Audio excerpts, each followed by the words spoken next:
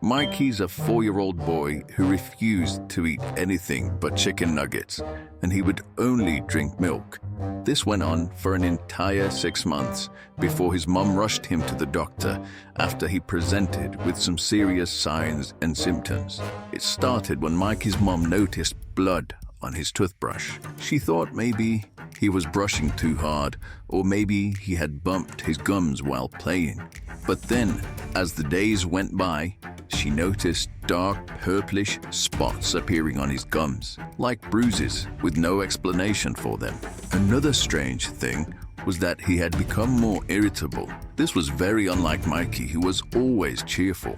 And soon after, he started to complain about pain in his legs and hips. He didn't want to play anymore and struggled to stand up after sitting. You see, Mikey was a bright, stubborn, hilarious little 4-year-old with one very strong view.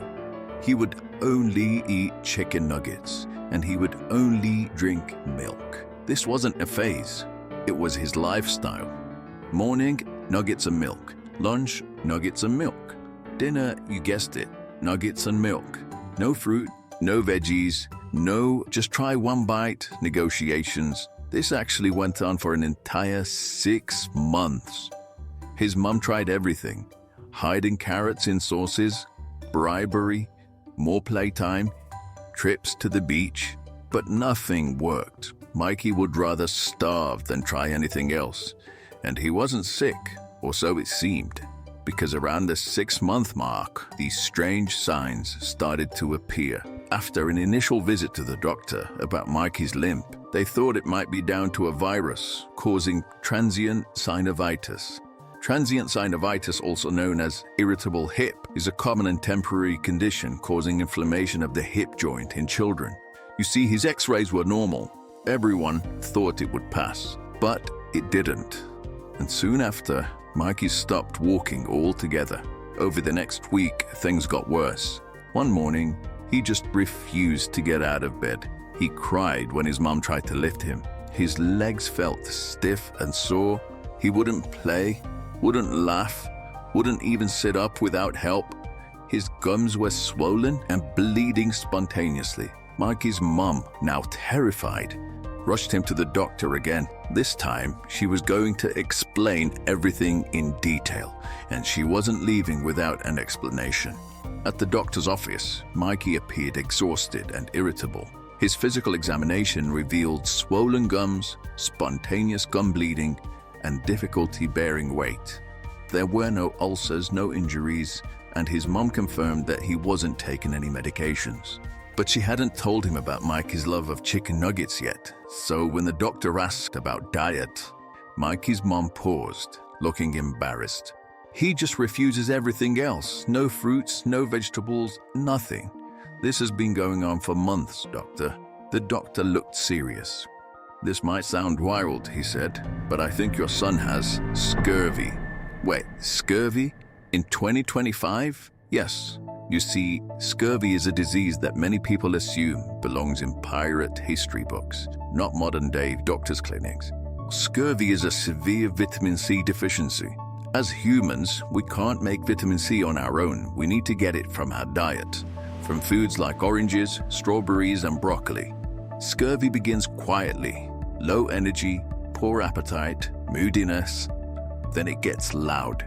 You see, without vitamin C, the body starts to break down. Collagen production collapses, blood vessels leak, gums swell and bleed, joints ache, muscles weaken, and because the body can't store it, you can develop scurvy in just 1 to 3 months of poor nutrition. Mikey had gone double that, so the doctor made a call. A nurse came in immediately to take some bloods. They were sent to the lab urgently. The results confirmed the doctor's suspicion.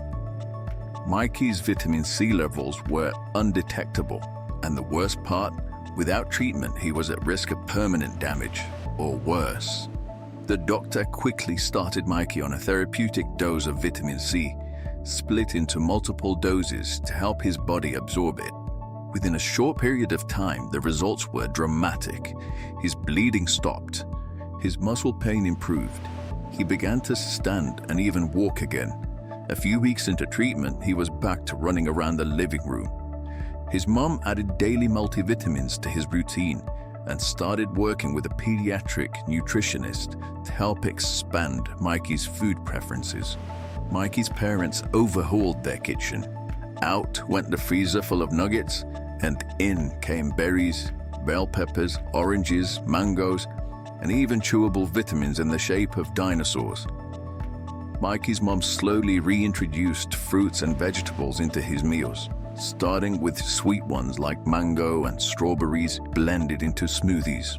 Now, Mikey's story might sound extreme, but cases like his are more common than many realize.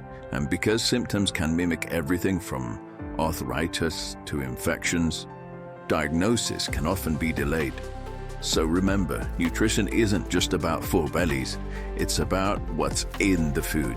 And even in modern, well-fed homes, children can suffer from deficiencies. All it takes is one narrow diet, a few missed signs, and time. Now, luckily for Mikey, he's doing well now, and today, his favorite snack is strawberries dipped in yogurt, something no one would have believed just 6 months ago.